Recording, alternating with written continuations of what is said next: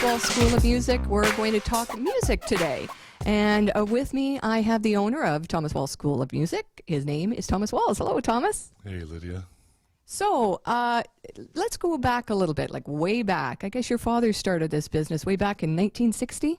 Back in 1960, my dad, he had worked for his grandfather in Golden Grain Bakery, and in 1958-59 it had closed up. Wow. So he was searching for something new and something he thought would be useful in Sault Ste. Marie. And there was a market for used pianos, and no one was really doing that. So he took a panel truck and drove to Toronto, bought 6 upright pianos, brought them back to Sault Ste. Marie, and he started Sault Piano Company Limited. And this was operating out of the back of the old Golden Grain Bakery on Edinburgh Street. Mm-hmm. That grew, and in 1964, the Churchill Plaza was brand new. So he leased space in the Churchill Plaza where the Arneil's music store. A lot of people might remember Arneil's music in the Churchill Plaza. Yes. Dad was the first store in that space from 1964 to 68. Oh, that grew. So in 1968, he moved from the Churchill Plaza to the corner of Elizabeth Street and Wellington, which would be now the home to Blue Flame Gas. Okay. That's right by the John Road Center. Yes. And he hired 2 piano teachers and started working on the education end of things. Mm-hmm. He was there from 1968 to 1972, and everything seemed to be moving downtown. The Station Mall was about to open. So he bought a building right across from Woolco, right beside what was then the Canadian Tire store. A lot of people remember that. Mm-hmm. And he opened up Sault Piano at 332 Queen Street. Oh, my goodness. And that stayed there for a long time, from 1972 right through till 1991. In that window of time, there was lots of growth. The 70s and the 80s were huge for just music in general.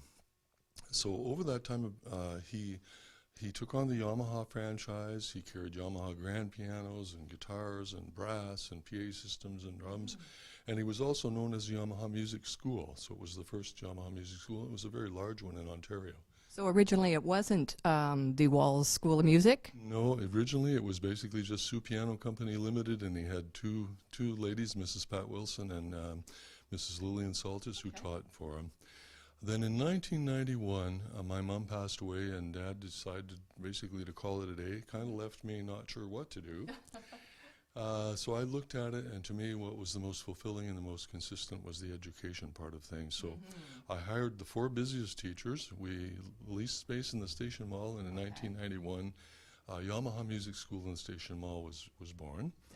We stayed 10 years in the Station Mall in 2 different locations, but we grew from 125 students to 400 students. Oh, my goodness. So at that point, we were able to purchase the Mr. Garcher's building, the former Garcher Music Studio.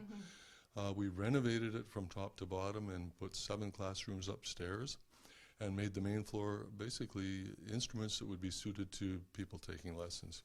Now, if you had 400 students, how many teachers did you have at that time? At that time, we had about 11 teachers, 7 classrooms upstairs and 2 on the main floor. So the neat part about things is I've been doing this for so long, and it feels almost like it's come full circle. We are now doing a lot more with Yamaha again. The education part of things grew into more of the retail. And now we are fortunate to offer Yamaha acoustic and electric and bass guitars and classical guitars and really cool things like the guitarlele, innovative instruments that are a lot of fun. It's basically guitar meets ukulele. It's physically about the size of a soprano. 1987 marked Yamaha's 100th birthday. Interesting, when you look at this is a plaque that they gave out to a handful of dealers in all of Canada, basically as recognition for their performance in the sale of Yamaha instruments and also in the growth of their music schools. Okay. So back then he had about 700 students and all of these instruments that he was selling. So basically this marked their 100th birthday. It's got the 3 tuning forks in the center, which is kind of neat because it stands for the tuning of an acoustic piano, which is the first thing Yamaha ever made in 1887. Okay. A lot of people don't know that. It's on your motorcycle, it's on your tennis racket, it's on your sewing machine, but it's all about pianos. So it's